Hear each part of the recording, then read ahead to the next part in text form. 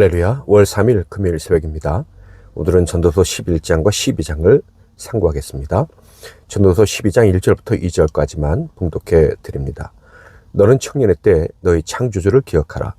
곧 곤고한 날이 이르기 전에 나는 아무 낙이 없다고 할 해들이 가깝기 전에 해와 빛과 달과 별들이 어둡기 전에 비 뒤에 구름이 다시 일어나기 전에 그리하라.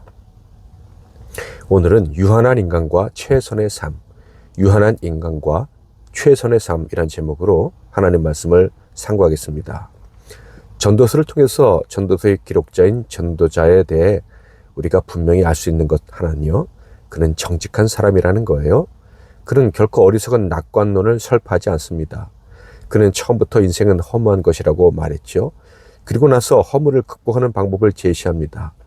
즉, 이렇게 하면 허물을 극복할 수 있다고 교훈했어요.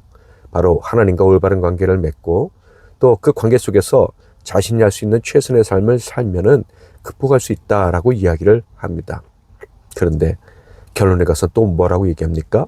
자기가 가르친 대로 살면 인생의 허무가 극복될 수 있다고 얘기합니까? 전혀 그렇지 않습니다. 결론에 이르러서는 처음에 한 말을 또다시 반복하지요. 12장 8절 전도자가 이르되 헛되고 헛되도다 모든 것이 헛되도다. 전도자 곧 솔로몬은 인생은 결국 허무한 것이라고 얘기합니다. 자기가 이렇게 잘 가르친다고 해서 사람들이 열심히 배운다고 해서 사실 인생의 허무가 없어지는 것은 아니다 라고 정직하게 이야기를 합니다. 그러면 인생의 허무는 언제 끝나는 것이냐? 바로 하나님께 돌아갈 때, 우리의 인생길이 끝나고 하나님께서 예배해 놓으신 그날에 들어갈 때만 본질적인 허무함에서 벗어날 수 있다라는 거예요.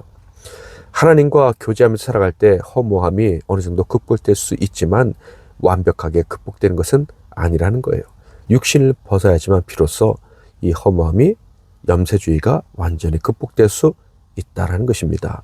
12장 7절 흙은 여전히 땅으로 돌아가고 영은 그것을 주신 하나님께로 돌아가기 전에 기억하라. 그러므로 전도서는 참된 신자, 염세주의를 극복하고 천국에 들어갈 사람이라면 이렇게 살아야 된다라는 것을 교훈합니다. 그러니까 내가 가르친 대로 살면 완전히 극복할 수 있다는 것이 아니라 극복되어질 줄 믿고 이렇게 끝까지 살아가야 된다는 거예요. 하나님께서 부르시는 그날까지 말이죠. 그러면 어떻게 살아야 된다고 가르칩니까? 크게 세 가지로 나눠볼 수 있겠습니다. 첫째는요, 창조주를 기억하며 살아가는 삶입니다. 12장 1절과 2절 너는 청년의 때에 너희 창조주를 기억하라. 곧 곤고한 날이 이르기 전에 나는 아무 낙이 없다고 할 해들이 가깝기 전에 해와 빛과 달과 별들이 어둡기 전에 비 뒤에 구름이 다시 일어나기 전에 그리하라. 창조주를 기억하라고 했는데요. 창조주는 곧 천지 만물을 시작하신 분이고 끝내실 전능자를 일컫는 거예요. 우리 인간을 이 땅에 보내시고 다시 영혼으로 이끄실 분이죠. 바로 그분을 아는 것, 그분의 역사하심을 인정하는 것이 유한한 인생에게 따라오는 필연적인 허물을 극복하는 가장 중요한 일이다라고 교훈합니다. 두 번째는요, 하나님께 받은 모든 것으로 기뻐하며 사는 것이다 라고 교훈합니다. 9장 7절에서 9절 너는 가서 기쁨으로 내 음식물을 먹고 즐거운 마음으로 내 포도주를 마실지어다. 이는 하나님이 내가 하는 일들을 벌써 기쁘게 받으셨음이니라. 내 의복을 항상 희게 하며 내 머리에 향기름을 그치지 아니하도록 할지니라. 내 헛된 평생의 모든 날, 곧 하나님이 해 아래에서 내게 주신 모든 헛된 날에 내가 사랑하는 아내와 함께 즐겁게 살지어다. 그것이 내가 평생의 해 아래에서 수고하고 얻은 내 몫이니라. 죄로 말미암아 결국 죽은 인생들입니다. 언젠가는 사라져야 할 유한한 인생들이죠.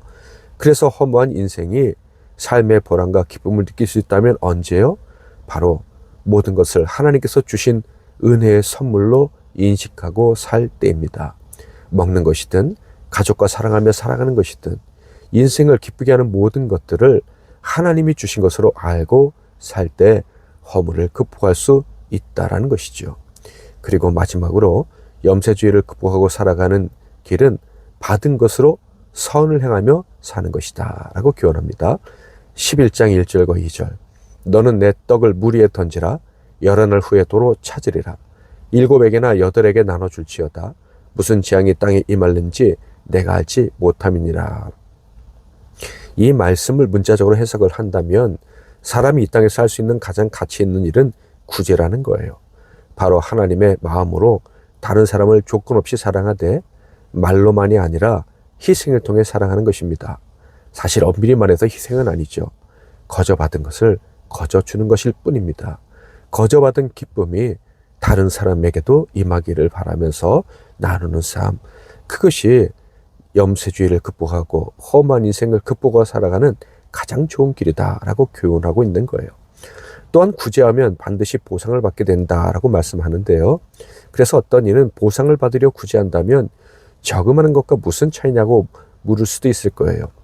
그러나 여기서의 보상의 의미는요, 하나님이 기뻐하시는 일을 행한다면 인생의 허물을 극복할 수 있게 된다는 거예요. 즉 선을 행할 때, 곧 구제할 때 가장 큰 보상은 내가 어려울 때 구제할 만큼 돌려받는 것이 아니라 구제 그 자체로 인생의 허물을 극복해 된다는 것입니다. 당연히 하나님을 기쁘시게 하는 것은 덤이죠. 물론 어려울 때 돌려받을 수도 있겠지요. 사랑하는 성도 여러분, 인생은 본질적으로 허무함의 연속입니다. 그러나 전도서를 통해서 하나님이 교훈해 주신 것을 기억하고 그 말씀에 순종하고 살아간다면 이 험한 인생길에 진정한 보람과 감사와 기쁨이 넘쳐날 수 있을 것입니다. 내게 있는 모든 것을 찬양하고 기도하겠습니다. 내게 있는 모든 것을 아낌없이 드리네. 사랑하고 의지하여 주만 따라 살리라. 내게 있는 모든 것을 겸손하게 드리네. 세상 욕심 멀리하니 나를 받아주소서. 내게 있는 모든 것을 주를 위해 드리네. 주의 성령 충만하게 내게 내려주소서. 주께 드리네. 주께 드리네. 사랑하는 구주 앞에 모두 드리네. 아멘. 제가 먼저 잠깐 기도하겠습니다. 만물의 주관자 되시는 하나님 아버지, 마지막 심판날에 우리를 영혼으로 이끌어 주실 우리 아버지 하나님, 우리에게 창조주를 기억하게 하시고 창조주 아버지께서 만드신 세상에서 살게 하시되 그 완성될 나라를 꿈꾸며 살게 해주시니 감사합니다.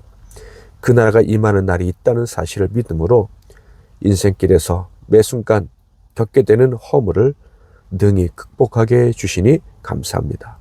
또한 이 험한 인생길에서 어떻게 살아야 하는지 그 구체적인 방법도 알려주셔서 감사합니다. 그 가르침대로 우리에게 주신 모든 것으로 감사하고 누리고 또 나누며 살아가겠습니다. 실천할 수 있는 힘을 베풀어 주시옵소서. 절대로 이기심과 개인주의 또 욕심에 사로잡혀서 또한 미래에 대한 두려움에 사로잡혀서 이 귀한 삶의 길에서 벗어나지 않도록 도와주옵소서. 예수 그리스도의 이름으로 기도하옵나이다. 아멘.